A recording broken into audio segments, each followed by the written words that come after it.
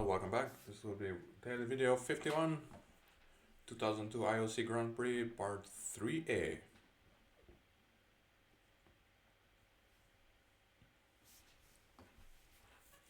My Canadian team had unexpectedly finished 4th out of 10 strong teams after the round robin phase of the 2002 Grand Prix. We qualified for the semifinals and would face Italy over 48 boards. The winner of this match would play the winner of Norway-Poland. There were plenty of people betting on Italy, Norway, and Poland at this point. Nobody was betting on Canada, not even George Gitelman. Our team had done well to get this far, but we were about to play a lot of boards against some of the best players in the world. Well, actually, 48 boards, that's not a lot. But whatever. Italy would enjoy a 6 imp carryover as they had demolished our team when we met in the round robin, but most people did not think they would need it. One of the key players, Norberto Bocchi, was not playing. His regular partner, Dubois, would play with Guido Ferraro. Alfredo Versace would play with both Lorenzo Laurea, his regular partner, and Dano De Falco.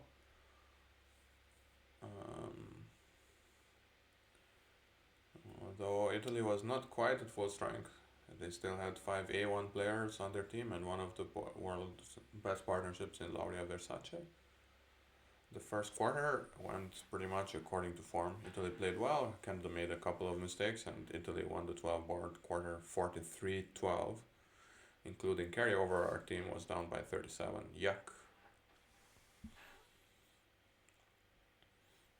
Peter and Nick had performed well on Viewgraph until the last board when they misdefended a vulnerable game.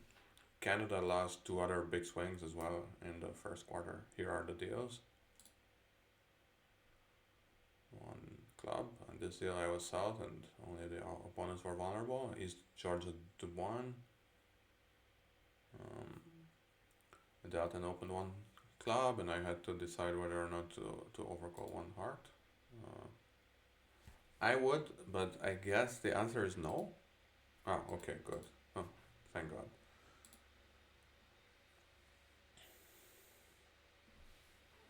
I wish I could think of some way to justify this action other than by saying that this sort of thing seemed to work. I had an indifferent suit, soft values, and no distribution of surprises. All in all, I had a really awful... What? How is this an awful hand?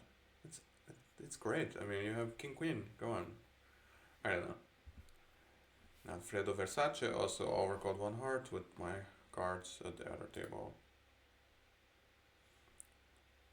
Joey jumped to 2 spades, a fit showing jump that suggested 5 plus spades, 4 plus hearts, and at least limit raise values. We had a double fit, and at this point it felt like my 1 heart overcall was going to work out just fine. I don't normally use fit showing jumps or even claim to understand them, but Joey really likes to play this treatment. All of our jump shifts in competition are fit showing, except jumps to 4 of a major. As you will see, there were several deals, including this one, in which our use of fit showing jumps generated a lot of imps, not always for our team. Of course, when your side has a big double fit, the opponents usually do as well. Georgia jumped to 4 diamonds, a forcing bid that suggested a powerful minor 2-suiter. Ah, okay, sorry, West denied 4 spades, yes. And I think 3 diamonds should also be forcing, I think, but whatever. I'll probably bid 4 spades. Highly unlikely that we could make this contract, but I knew that the opponents had a vulnerable game in one of the minors and that 4 spades would not be very expensive. Also, I expected more bidding and wanted to let Joey know about our double fit. I also wanted to take away Guido's ability to cube it 4 of a major. Yes. 4 no turn, presumably a centra, and 1 or both in of the minors, and Joey competed to 5 hearts. Giorgio's pass was forcing, I also passed. Guido now bid 6 clubs, it just passed around to me. What call would you make on my cards? I think I would pass.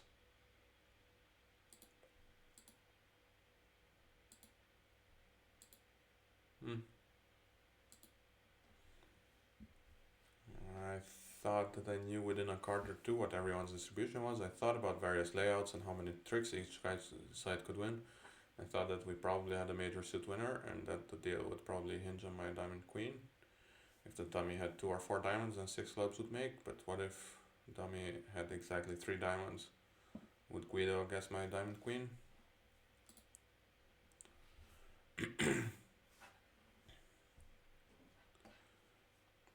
Yeah, no, it is imps, it's true.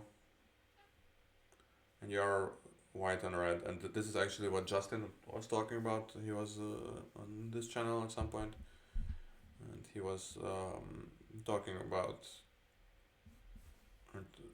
It's kind of like a poker game where people just bid slam. Sometimes people bid slam red on white, little speculatively, because opponents almost always save. 6 hearts. Our sacrifice was not going to be very expensive, and it did appear that 6 clubs would be all about the diamond queen. Surprisingly, Guida and Georgia took all of their tricks. The club opening lead, yes. Catch the ace of diamonds. Play the spade to his partner's ace. Receive the spade off. Diamond to the king. Guido tried another spade, but Georgia was unable to rough.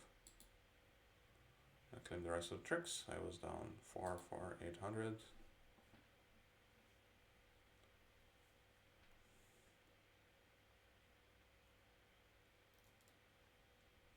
Yeah. I did get to 6 clubs, and Nick had to guess the diamond queen in order to make his contract. The opponents had been much less active in the bidding, but Nick was still able to get a count on the hand.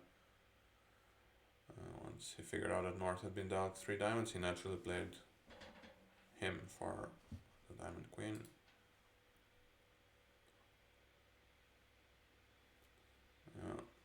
14 imps, and otherwise it would have been 11 imps instead. Yeah, sometimes bridge can be very random and seem very unfair. And there was this wild deal. Joy and I defended 5 diamonds doubled by Guido, and when Joy led a heart, the suit I had opened, the contract could not be defeated despite the 5-0 trump split. 5 diamonds. I mean, I thought I was still in 6 in my head, but the other table, Nick and Peter played 5 clubs doubled. They found a more solid trump fit, but their contract went down after Versace saw that 2 rounds of hearts.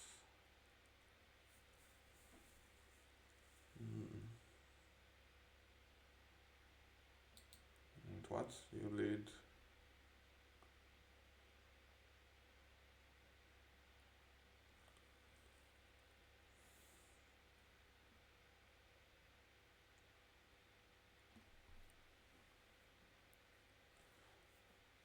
Yeah, of course. So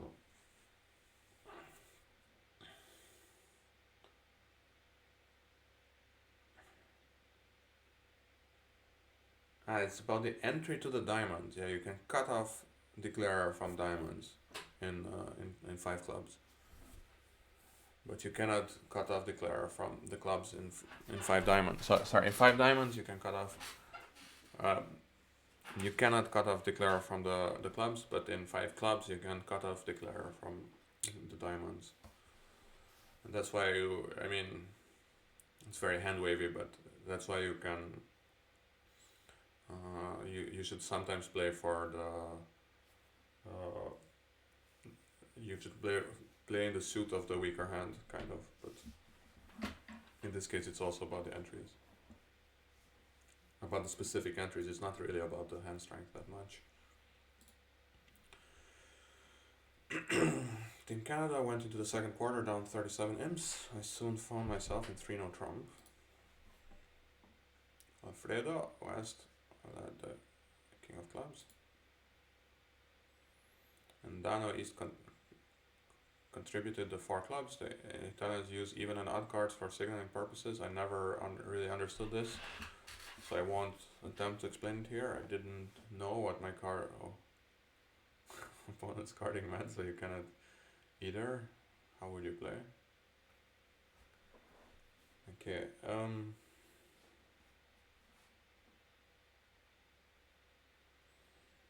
well, a low even card would kind of suggest the lower suit, maybe diamonds.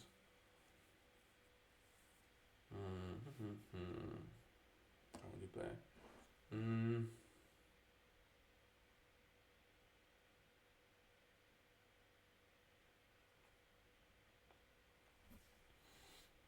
Let's say they keep on playing clubs for us, then we take 1 club.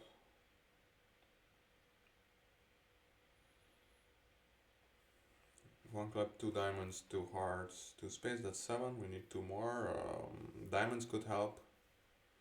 Maybe play east for the diamond queen, because West seem to have longish clubs. And if diamonds don't break well, then we can always try the spade finesse or so. But yeah, like I said, I just want to go a little faster here. I don't want to go very deeply into it. Found the 9.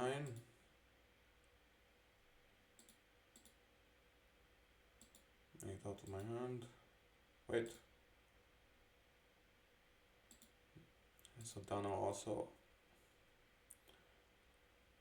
still has clubs, yes. So West led from King Queen 4th? I'm sorry, Ace King Queen 4th. Yeah, that makes sense. Spade. I have no idea what the best line of play is from here. Okay, very good. Me neither. Odd card suggested that he likes spades, I think. Okay.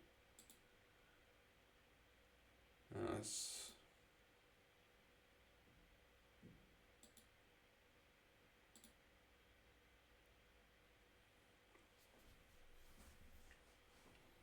Okay, so yeah, he's kind of playing east for the queen. Gash done his club 10 and made the critical discard of a heart from hand. Keeping the 3 of spades was essential.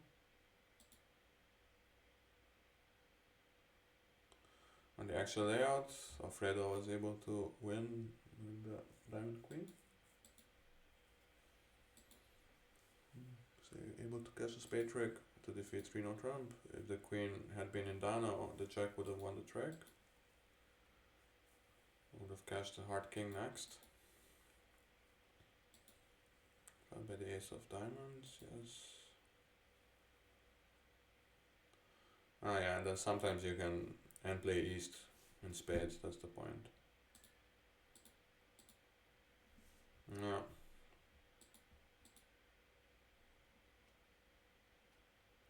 Played west for the queen of diamonds early in the play and wound up with 9 tricks. Canada lost 12 imps on this deal, where we would have gained 12 imps had the queen of diamonds been with east.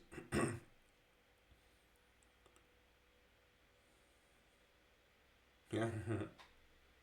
Queen of diamonds might be Canada's bane. Okay. Played well in the second quarter and ended up losing 5 more imps on those 12 boards. It was much better than the first quarter, but we are now down 42 imps with only 24 boards to go. It was natural to think, well, at least we didn't get blown out again. But thinking like that is thinking about losing. The right attitude is we are underdogs and we are losing, but we can beat these guys. We could not afford to be realistic.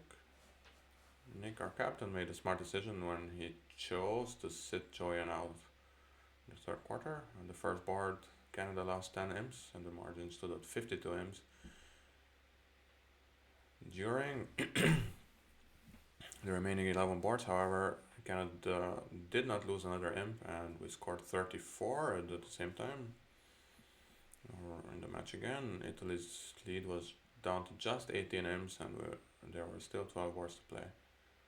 Nick now had a tough decision to make. The rest of the team had done very well without Joy and me, and there was a strong case to be made for sitting us out again. Nick eventually chose to play Joy and me along with Keith and Gord, while he and Peter sat out. I believe that Nick reasoned that having his most experienced pair playing at the crunch time was more important than what just happened in the previous quarter. I was very happy that I would get a chance to play the last quarter, but I certainly would have respected Nick's decision had he chose to sit me out again.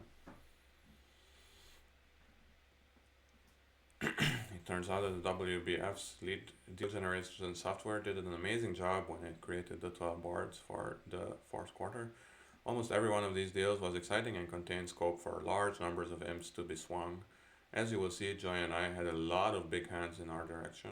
I'm going to show you all 12 of these deals now, but I won't include too much in the way of details or analysis on most of these. Okay, so this is actually the end of this segment, so that you can see that these parts are a little unequal, but that's the way it is, and I will not continue the video here. I will make another one. I think some of these videos are too long, so it's probably better this way. And once they get uploaded, like next year, you can just go on and watch the next part. Yeah, thanks for watching. See you tomorrow.